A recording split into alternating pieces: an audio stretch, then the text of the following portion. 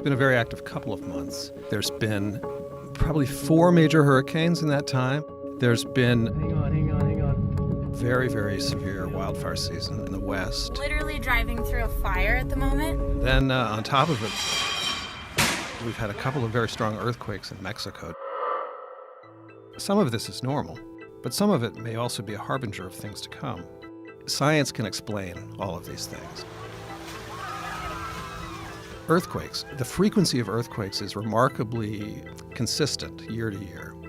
A 7.0 roughly earthquake and also an 8.0 earthquake within 2 weeks of each other is not unusual at all. The fact that they both happened in Mexico is a little unusual, but lots of quakes happen in Mexico. The thing about earthquakes is that most of the big earthquakes actually in the world happen in places where there's not a lot of people, so they don't really get noticed. Earthquakes aside, it's tricky. Some of what's been happening is related to climate change. Some of it isn't. So wildfires are an interesting question because there's some element of normality and nature involved, but there's a lot of human influence here. It's been very dry, climate change related.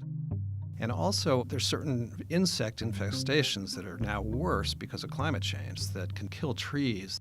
And that's fuel for fires. Couple that with human influences. More and more people are living in areas that are close to forests. The human desire to live close to nature sort of plays into the whole what's going on here feeling. Whereas, 20 years ago, a wildfire might have happened somewhere in the Rockies and nobody lived there, so nobody would really care. Now the same wildfire might happen in the same location and there's vacation homes there, and so people take notice. In terms of hurricanes, generally speaking, the months of August, September, and October are the busy, active part of the season. Some years you don't get many hurricanes at all. It's a naturally variable situation. It is probably a little unusual that several of them have been really monster hurricanes and also have made landfall. You want a big database of things to study. And with hurricanes, with like 12 or 15 storms every year, that's not a huge number that you're working with. But some scientists say the intense season we've had is more likely to repeat itself in the years ahead.